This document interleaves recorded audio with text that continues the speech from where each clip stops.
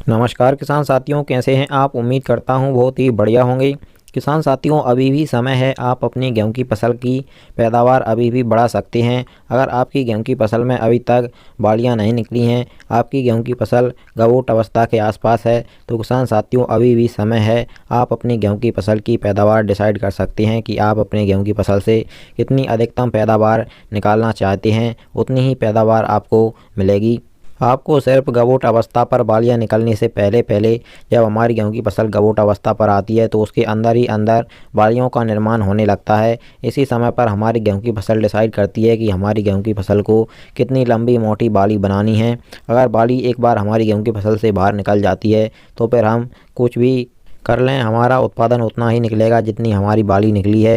तो किसान साथियों, आपको गवोट अवस्था पर सिर्फ एक स्प्रे अपनी गेहूं की फसल में करना है। उस एक स्प्रे से आपकी गेहूं की फसल की काया ही पलट जाएगी।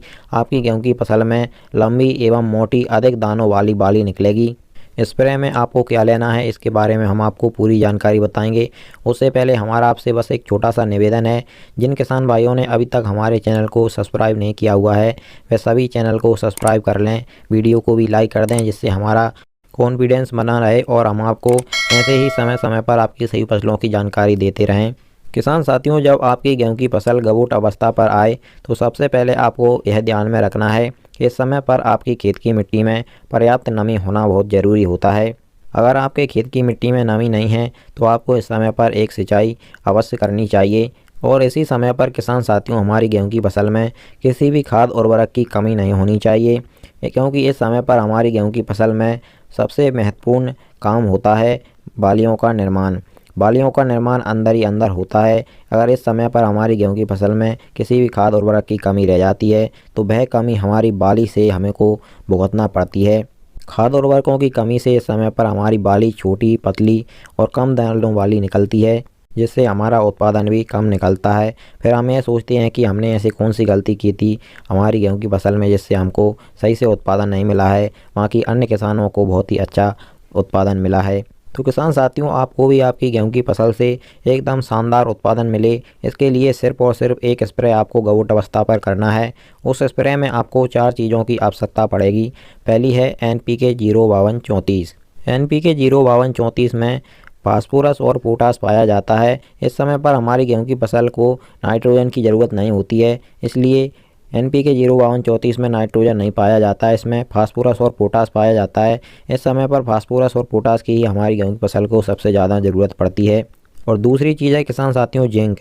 अगर आपने अपनी गेहूं की फसल में पहले जिंक का प्रयोग नहीं किया है तो आपको इस समय पर चिलेटेड जिंक जो आती है हमारी 12% वाली, उसका प्रयोग करना है।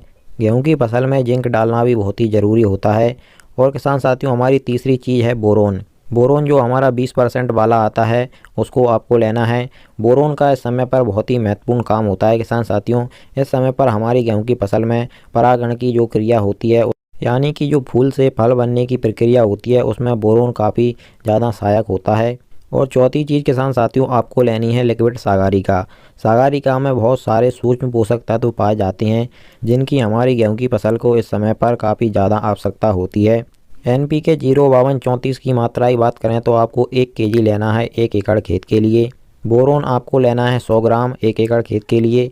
जिंक भी आपको 100 ग्राम ही लेनी है। और 250 से 300 ml आपको सागारिका लेनी है 1 एकड़ खेत के लिए। इन सभी का किसान साथियों आपको अलग अलग बर्तन में घोल बना लेना है पहले से। सागारिका का घोल बनाने की ज़रूरत नहीं है, यह पहले से ही लिक्विड आती है। और बोरोन, जिंक और NPK 05234 का आपको अलग अलग बर्तन में घोल बना लेना है। और फिर जिस भी टंकी, स्प्रे वाली टंकी से आप स्प्रे करें, उसमें आप इन सभी को एक साथ डाल करके गेहूं की फसल में गवोट अवस्था के समय बालियां निकलने से पहले पहले आपको एक स्प्रे इनका कर देना है। इस एक स्प्रे से किसान साथियों आपकी गेहूं की फसल आपको बहुत ही ज़्यादा शानदार उत्पादन निकाल कर देगी। जितनी आपकी गेहूं की फसल की जो भी आपने वैरायटी लगाई है, उसकी जितनी क्षमता होगी वह उतना ही उत्पादन आपको निकाल कर देगी। उसमें इतनी हिम्मत नहीं होगी कि वह आपको उससे कम उत्पादन निकाल कर दे। किसान साथियों, इसी प्रकार से आपको आगे भी हमारे चैनल के द्वारा आपकी सभी फसलों की सही और समय पर जानकारी मिलती रहेगी।